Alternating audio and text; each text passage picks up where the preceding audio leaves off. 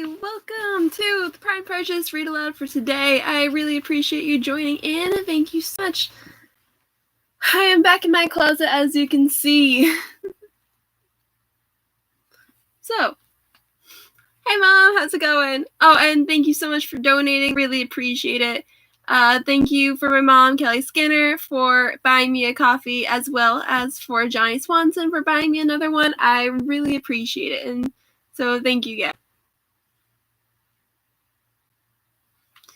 So we last left off with Jane is now in London with her aunt and uncle, Mr. and Mrs. Gardner, where they're like in a completely different part of of London. I think it's London. Than Mr. Bingley is, who is also there with his sisters. Jane finally realized and has to acknowledge that his sister is kind of not friendly towards her and is not completely innocent. Like she knows the sister wants to keep her and Mr. Bingley apart. But she still thinks the sister has Mr. Bingley's best interests at heart, which I don't believe she does. Also, Mr. Wickham has now moved his attentions on from Elizabeth to another woman, one named Miss King, who has just got into money and everything, who has just found her way into money. Elizabeth's not too heartbroken about it because she knew that relationship probably wouldn't have happened anyway. But Mrs. Gardner, it does kind of disapprove of him immediately going to Miss King because he only showed interest after she came into money. So I believe that's where we are right now. And now we are on to chapter 28.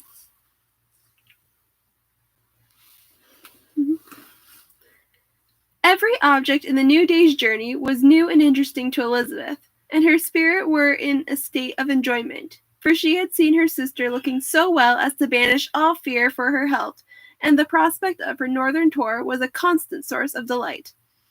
When they left the high road for the lane to Hunsford, every eye was in search of the parsonage, and every turning expected to bring it into view. The palings of Rosings was their boundary on one side. Elizabeth smiled at the recollection of all that she had heard of its inhabitants. At length the parsonage was discernible, the garden sloping to the road, the houses standing in it, the green pales and the laurel hedge, everything declared they were arriving. Mr. Collins and Charlotte appeared at the door, and the carriage stopped at the small gate which led by a short gravel walk to the house, amidst the nods and smiles of the whole party. In a moment they were all out of the chaise, rejoicing at the sight of each other. Mrs. Collins welcomed her friend with the liveliest pleasure, and Elizabeth was more and more satisfied with coming when she found herself so affectionately received. She saw instantly that her cousin's manners were not altered by his marriage. His formality was just what it had been, and he detained her some minutes at the gate to hear and satisfy his inquiries after all her family. They were then, with no other delay than his pointing out the neatness of the entrance, taken into the house, and as soon as they were in the parlour, he welcomed them a second time, with ostentatious formality, to his humble abode, and punctually repeated all his wife's offers of refreshment. Elizabeth was prepared to see him in his glory, and she could not help fancying that in laying the good proportion of the room in aspect and its furniture, he addressed himself particularly to her, as if wishing to make her feel what she had lost in refusing him. But though everything seemed neat and comfortable, she was not able to gratify him by any sign of repentance, and rather looked with wonder at her friend that she could have so cheerful an air with such a companion. When Mr. Collins said anything of which his wife might reasonably be ashamed, which certainly was not unseldom, she involuntarily turned her head on Charlotte. Once or twice she could discern a faint blush, but in general Charlotte wisely did not hear. After sitting long enough to admire every article of furniture in the room, from the sideboard to the fender, to give an account of their journey and of all that had happened in London, Mr. Collins invited them to take a stroll in the garden, which was large and well laid out, and to the cultivation of which he attended himself.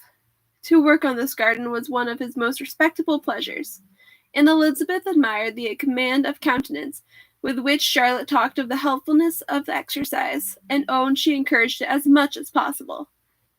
Here, leading the way through every walk and crosswalk, and scarcely allowing them an interval to utter for praises he asked for, every view was pointed out with a minuteness which left beauty entirely behind. He could number the fields in every direction, and could tell how many trees there were in the most distant clump. But of all the which his garden, or which the it was it was a handsome modern building, well situated on rising ground. From his garden, Mr. Collins would have led them round his two meadows, but the ladies, not having shoes to encounter the remains of the white frost, turned back, and while Sir William met Charlotte took her sister and friend over the house, extremely well pleased, probably, to having the opportunity of showing it without her husband's help. It was rather small, but well built and convenient, and everything was fitted up and arranged with a neatness and consistency, of which Elizabeth gave Charlotte all the credit. When Mr. Collins could be forgotten, there was really an air of great comfort throughout, and by Charlotte's evident enjoyment of it, Elizabeth supposed he must be often forgotten. She had already learnt that Lady Catherine was still in the country. It was spoken of again while they were at dinner, when Mr. Collins joined in, observed, "Yes, Miss Elizabeth, you will have the honour of seeing Lady Catherine de Bourgh on the ensuing Sunday at church, and I need not say you will be delighted with her. She is all affability and condescension, and I doubt not but you will be honoured with some portion of her notice when service is over. I have scarcely any hesitation in saying she will include you and my sister Maria in every invitation with which she honours us during your stay here. Her behaviour to my dear Charlotte is charming. We dine at Rosings twice every week, and are never allowed to walk home. Her ladyship's carriage is regularly ordered for us. I should say, one of her ladyship's carriages, for she has several.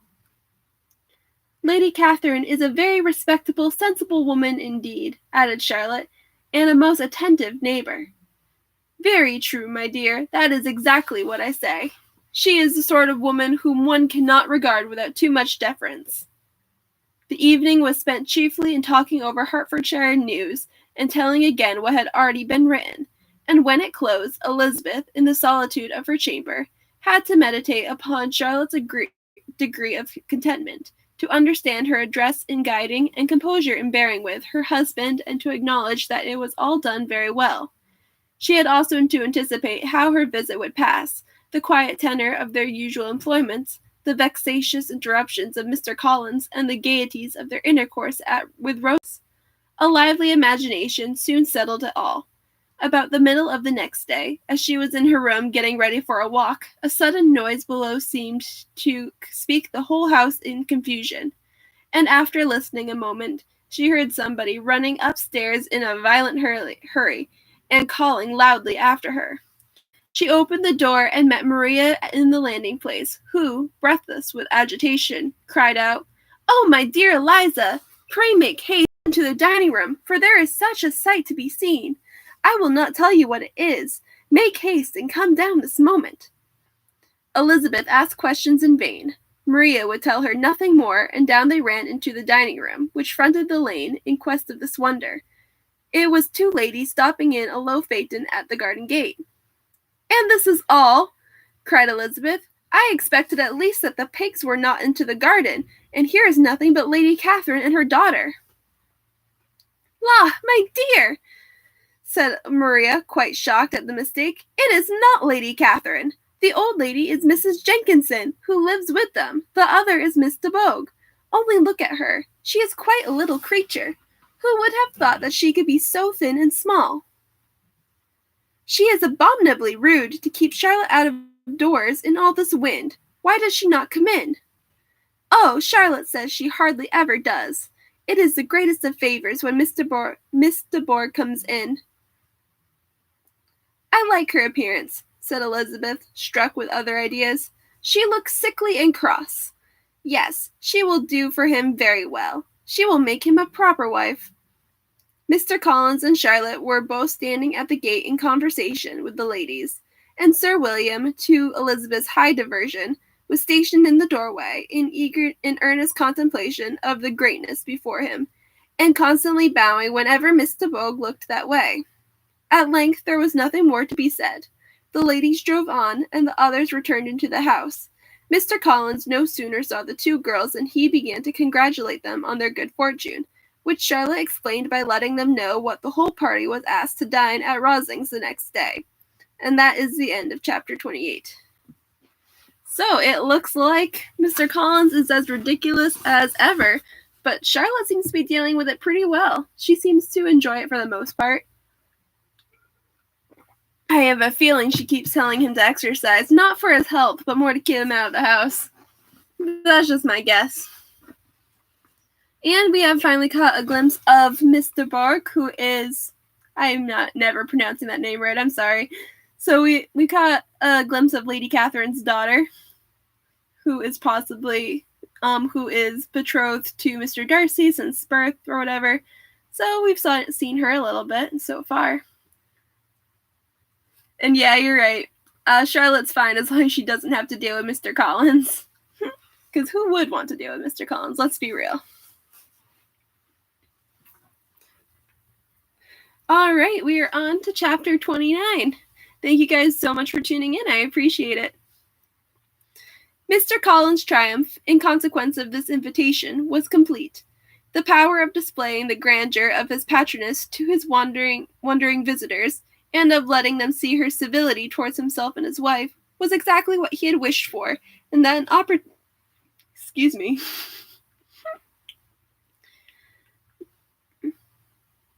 The power of displaying the grandeur of his patroness to his wondering visitors, and of letting them see her civility towards himself and his wife, was exactly what he had wished for, and that an opportunity of doing it should be given us so soon, was such an instance of Lady Catherine's condescension, as he knew not how to admire enough. I confess, said he, that I should not have been at all surprised by her ladyship's asking us on Sunday to drink tea and spend the evening. I rather expected, from my knowledge of her affability, that it would happen. But who could have foreseen such an attention as this?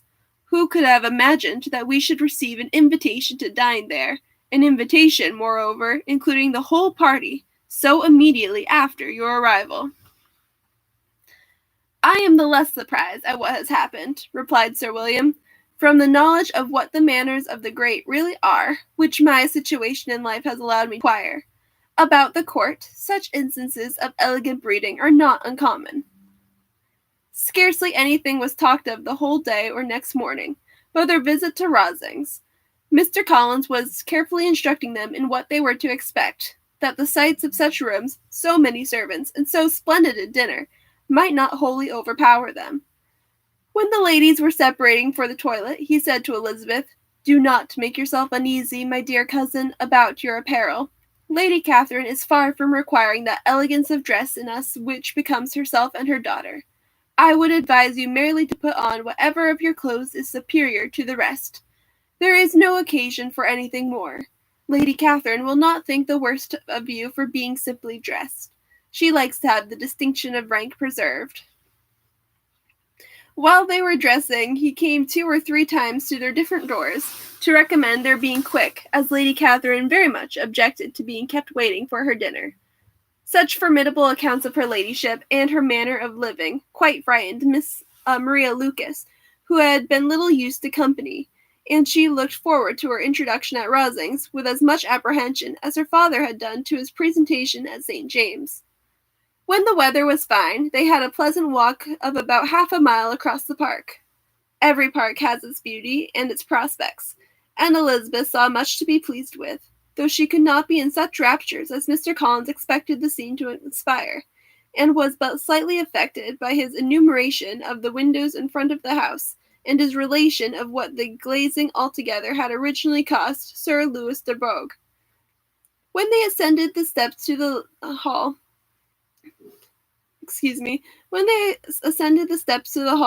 Maria's alarm was every moment increasing, and even Sir William did not look perfectly calm. Elizabeth's courage did not fail her. She had heard nothing of Lady Catherine that spoke her awful from any extraordinary talents or miraculous virtue, and the mere stateliness of money or rank she thought she could witness without trepidation. From the entrance hall, of which Mr. Collins pointed out, with a rapturous air, the fine proportion and the finished ornaments, They followed the servants through an antechamber to the room where Lady Catherine, her daughter, and Mrs. Jenkinson were sitting. Her ladyship, with great condescension, arose to receive them, and as Mrs. Collins had settled in with her husband that the office of introduction should be hers, it was performed in a proper manner, without any of those apologies and thanks which he would have thought necessary. In spite of having been at St. James, Sir William was so completely awed by the grandeur surrounding him that he had but just courage enough to make a very low bow and take his seat, without saying a word, and his daughter, frightened almost out of her senses, sat on the edge of her chair, not knowing which way to look. Elizabeth found herself quite equal to the scene, and could observe the three ladies before her composedly. Lady Catherine was a tall, large woman with strongly marked features, which might have once been handsome. Her air was not conciliating, nor was her manner of receiving manner of receiving them such as to make her visitors forget their inferior rank. She was not rendered formidable by silence, but whatever she said was spoken in so authoritative a tone as marked her self-importance, and brought Mr. Wickham immediately to Elizabeth's mind.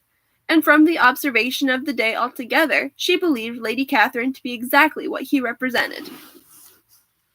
When, after examining the mother, in whose countenance and deportment she soon found some resemblance of Mr. Darcy, she turned her eyes on the daughter, she could have almost have joined in Maria's astonishment at her being so thin and so small. There was neither in figure nor face any likeness between the ladies. Miss de Bourgh was pale and sickly.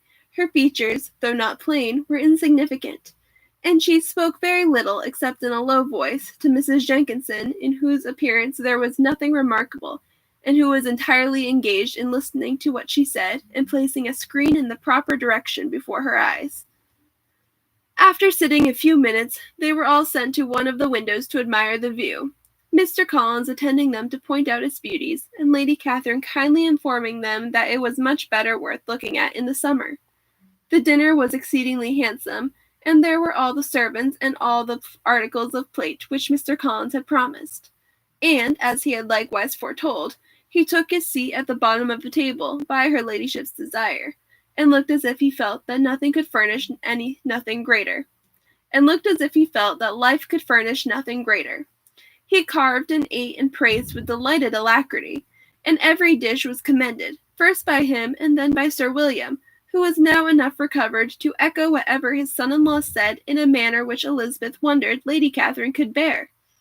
But Lady Catherine seemed gratified by their excessive admiration, and gave most gracious smiles, especially when any dish on the table proved a novelty to them. The party did not supply much conversation. Elizabeth was ready to speak whenever there was an opening, but she was seated between Charlotte and Miss de Bourgh, the former of whom was engaged in listening to Lady Catherine, and the latter said not a word to her all dinner time. Mrs. Jenkinson was chiefly employed in watching how little Miss de Bourgh ate, pressing her to try some other dish, and fearing she was indisposed. Maria thought speaking out of the question, and the gentlemen did nothing but eat and admire. When the ladies returned to the drawing-room, there was little to be done but to hear Lady Catherine talk, which she did without any intermission till coffee came in, delivering her opinion on so every subject in so decisive a manner, as proved that she was not used to have her judgment controverted. She inquired into Charlotte's domestic concerns familiarly and minutely, gave her a great deal of advice as to the management of them all, told her how everything ought to be regulated in so small a family as hers, and instructed her as to the care of her cows and her poultry. Elizabeth found that nothing was beneath this great lady's attention, which could furnish her with an occasion of dictating to others. In the intervals of her discourse with Mrs. Collins, she addressed a variety of questions to Maria and Elizabeth, but especially to the latter, of whose connections she knew the least, and who she observed to Mrs. Collins was a very genteel, pretty kind of girl. She asked her, at different times, how many sisters she had, whether they were older or younger than herself, whether any of them were likely to be married, and whether they were handsome, where they had been educated, what carriage her father kept, and what had been her mother's maiden name. Elizabeth felt all the impertinence of her questions, but answered them very composedly. Lady Catherine then observed, "Your father's estate is entailed on Mr. Collins, I think. For your sake," turning to Charlotte, "I am glad of it, but otherwise I see no occasion for entailing estates from the female line. It was not thought necessary in Sir Louis de Bourgh's family. Do you play and sing, Miss Bennet?" "A little." "Oh, then, some time or other we shall be happy to hear you. Our instrument is a capital one, probably superior to. You shall try it some day." "Do your sisters play and sing?" "One of them does." Why did not you all learn? You ought all to have learned. The Miss Webbs all play, and their father has not so good an income as yours. Do you draw?" "No, not at all." "What, none of you?" "Not one." "That is very strange. But I suppose you had no opportunity. Your mother should have taken you to town every spring for the benefit of masters." My mother would have had no objection, but my father hates London." "Has your governess left you?" "We never had any governess." "No governess? How was that possible? 5 daughters brought up at home without a governess. I have never heard of such a thing. Your mother must have been quite a slave to your education." Elizabeth could hardly help smiling as she assured her that had not been the case. "Then who taught you? Who attended to you? Without a governess, you must have been neglected." "Compared with some families, I believe we were, but such of us as wished to learn never wanted the means. We were always encouraged to read, and had all the masters that were necessary. Those who chose to be idle certainly might." "Aye, no doubt, but that is what a governess will prevent, and if I had known your mother, I should advise her most strenuously to engage one. I always say that nothing is to be done in education without steady and regular instruction, and nobody but a governess can give it. It is wonderful how many families I have been the means of supplying in that way. I am always glad to get a young person well placed out. 4 nieces of Mrs. Jenkinson are most delightfully situated through means, and it was but the other day that I recommended another young person, who was merely accidentally mentioned to me, and the family are quite delighted with her. Mrs. Collins, did I tell you of Lady Metcalfe's calling yesterday to thank me? She finds Miss Pope a treasure. 'Lady Catherine,' said she, 'you have given me a treasure.' Are any of your sisters out, Miss Bennet?" "Yes, ma'am." "All? What, all 5 out at once? Very odd. And you only the second. The younger ones out before the elder ones are married. Your younger sisters must be very young." "Yes, my youngest is not 16. Perhaps she is full young to be much in company. But really, ma'am, I think it would be very hard upon younger sisters that they should not have their share of society and amusement because the elder may not have the means or inclination to marry early. The last born has as good a right to the pleasures of youth as to the first, and to be kept back on such a motive, I think it would not be very likely to promote sisterly affection or delicacy of mind." "Upon my word," said her ladyship, "you give your opinion very decidedly for so young a person. Pray, what is your age?" "With 3 younger sisters grown up," replied Elizabeth, smiling, "your ladyship can hardly expect me to own it." Lady Catherine seemed quite astonished as not to receive a direct answer, and Elizabeth suspected herself to be the first creature who had ever dared to trifle with so much dignified impertinence. "You cannot be more than 20, I am sure. Therefore you need not conceal your age." "I am not 21."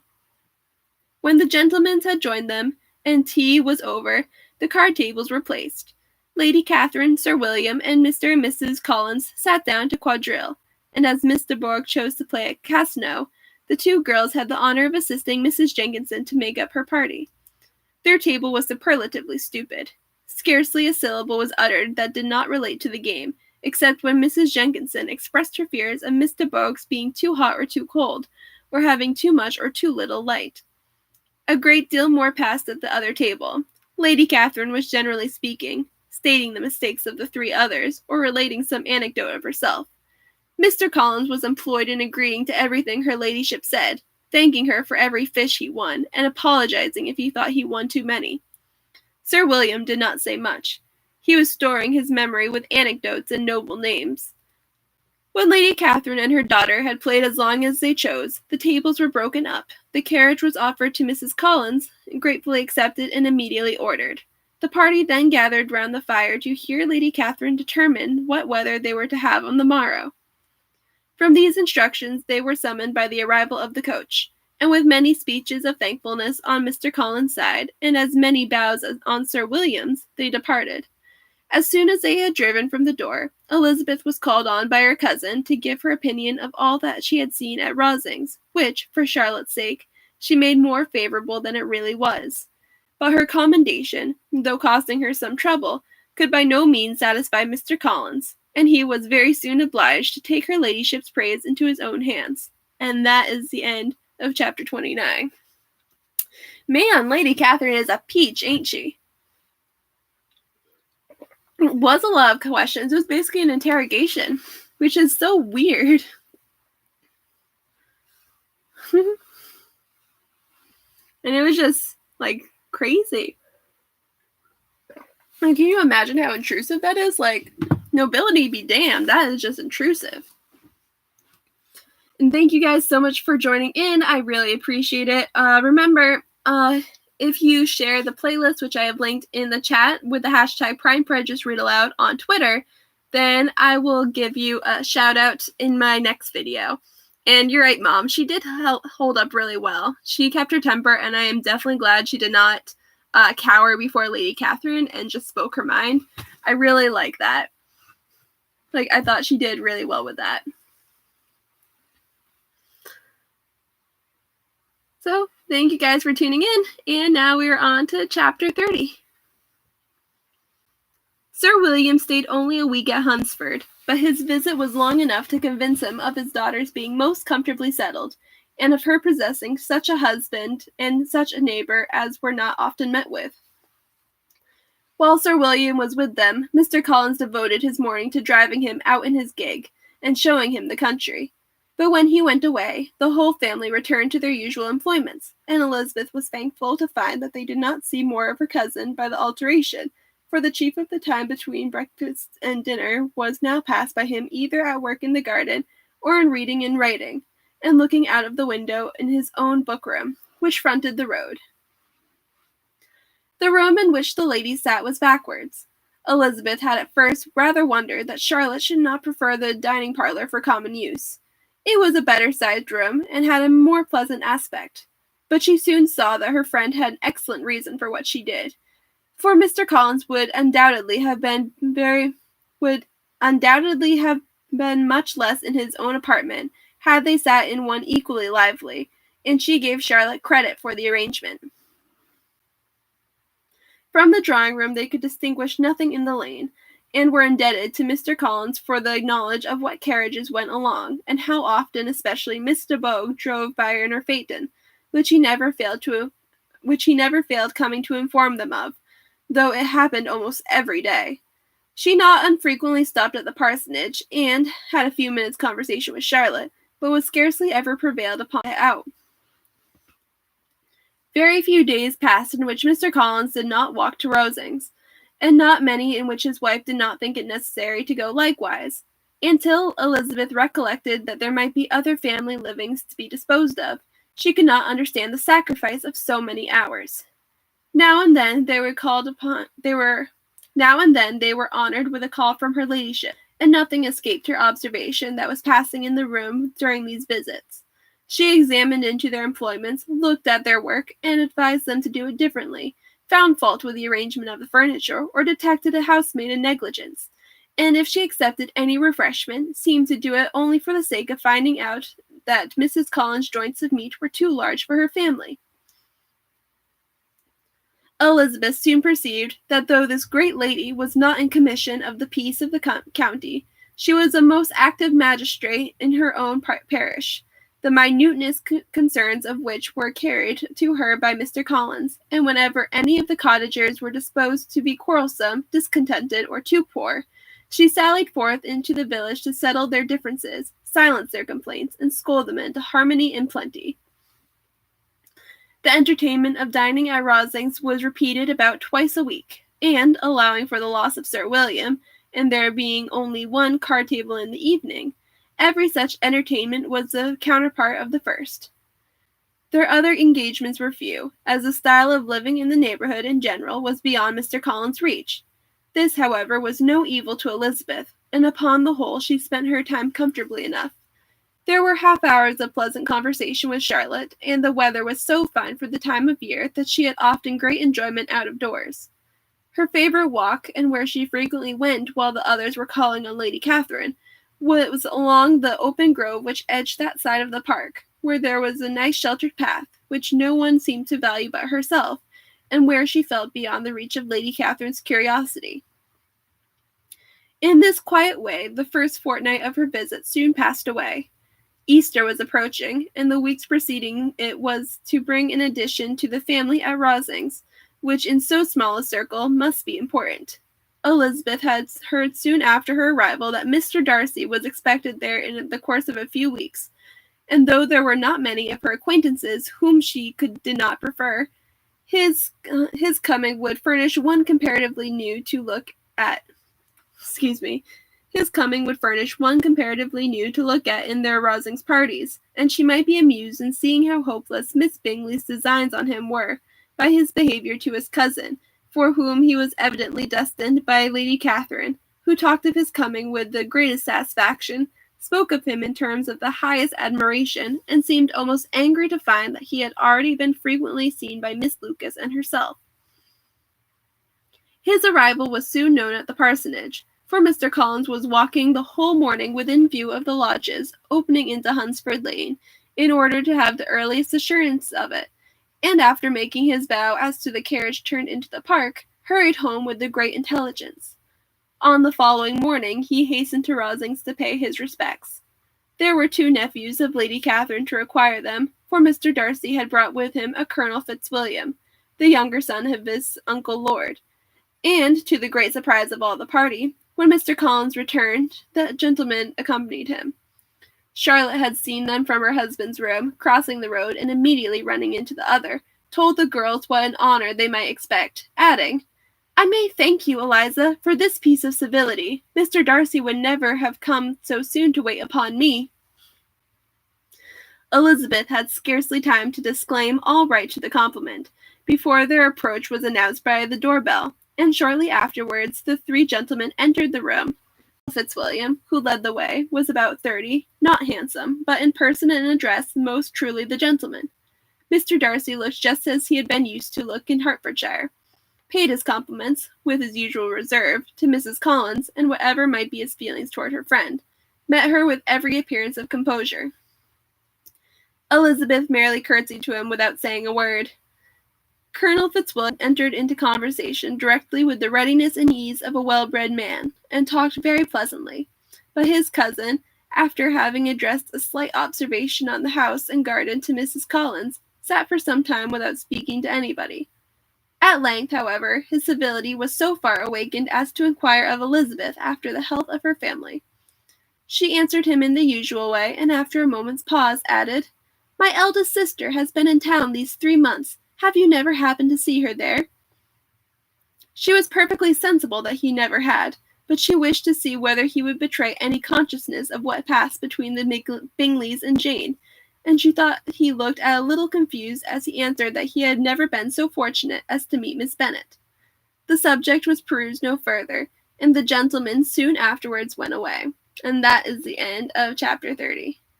And yeah, I miss Darcy too. I am so glad he is back. That is awesome.